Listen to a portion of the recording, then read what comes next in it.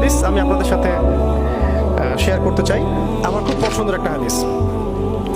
আল্লাহর কাছে দোয়া করে আল্লাহ পাক যেন আমাকে এবং আপনাদের সবাইকে হাদিসটার উপর আমল করার তৌফিক দান করেন এবং এই হাদিসটা প্রচার করার তৌফিক দান করেন। সহিহ মুসলিমের 9 নম্বর হাদিস আর মিশকাতুল মাসাবিহ যে বইটা আছে এই বইটার 2 নম্বর হাদিস। হাদিসটার নাম হচ্ছে হাদিসে জিবরিল। হাদিসে জিবরিল বা জিবরাইল যেটা আপনারা বলেন। রাসূলুল্লাহ সাল্লাল্লাহু আলাইহি ওয়াসাল্লাম, আমরা নবীর নাম শুনলে দরুদ পড়ব, তিনি একদিন মসজিদে ঠিক এভাবে বসেছিলেন আর তার আশপাশে সাহাবায়ে কেরাম রাদিয়াল্লাহু আনহু এভাবে ঘিরে ধরেছিলেন।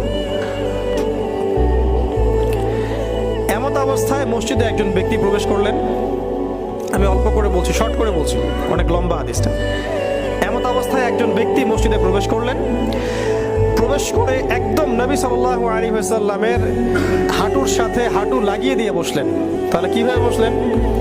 তাশাহুদ আত্তাহিয়াতুর সময় আমরা যেমন করে বসি ঠিক এইভাবে বসলেন, নবী সাল্লাল্লাহু আলাইহি ওয়াসাল্লামের হাঁটুর সাথে হাঁটু লাগিয়ে দিয়ে, এবং নিজের 2 হাত আল্লাহ রাসূলের 2 উরুর উপরে রাখলেন। টিচার আর উস্তাদের বসার আদবটা বুঝতে পারছেন? অবশ্য উনি বসে বলেন নাই রাসূল সাল্লাল্লাহু আলাইহি ওয়াসাল্লাম একটু তাকান, একটা ছবি তুলি, উনি এটা বলেন নাই। উনি গিয়ে বসলেন। আপনি গেলে কি করতেন? হুজুর একটু তাকান, আপনার ফোন নাম্বারটা একটু দেন হুজুর। এবার তাকে প্রশ্ন করছেন, ওই ব্যক্তি রাসূলুল্লাহ সাল্লাল্লাহু আলাইহি ওয়াসাল্লামকে প্রশ্ন করছেন, ইয়া মুহাম্মদ, বলছেন ইয়া মুহাম্মদ, হে মুহাম্মদ সাল্লাল্লাহু আলাইহি ওয়াসাল্লাম, আখবিরনি আনিল ইসলাম, আখবিরনি আনিল ইসলাম, আমাকে ইসলাম সম্পর্কে বলুন। জানতে এসেছেন, ইসলাম সম্পর্কে বলুন। আর যে ব্যক্তি আসলেন তার চুলগুলো ছিল খুবই কালো, ঘন কালো চুল, ঠিক আছে, কুচকুচে কালো, আর জামাটা ছিল খুব সাদা, ধবধবে সাদা।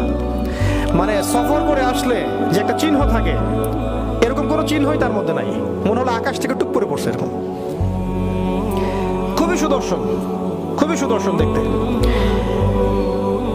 নবী সাল্লাল্লাহু আলাইহি ওয়াসাল্লাম বলছেন, উত্তর দিচ্ছেন যে আল ইসলাম, ইসলাম হচ্ছে, ইসলাম ধর্মটা হচ্ছে ইসলাম ধর্মটা হচ্ছে আনতাশহাদা আল্লা ইলাহা ইল্লাল্লাহ ওয়া আন্না মুহাম্মাদান আবদুহু ওয়া রাসূলুহু। ইসলামের প্রথম বিষয়টা হচ্ছে তুমি আল্লাহ ছাড়া কারো ইবাদত করবে না এবং এই সাক্ষ্য দিবে যে আল্লাহ ছাড়া কোনো ইলাহ নাই আর মুহাম্মদ সাল্লাল্লাহু আলাইহি ওয়াসাল্লাম আল্লাহর বান্দা এবং রাসূল। এই সাক্ষ্যটা আগে দিবে। মানে কি? মানে হচ্ছে তুমি আল্লাহর সাথে শিরক করতে পারবে না।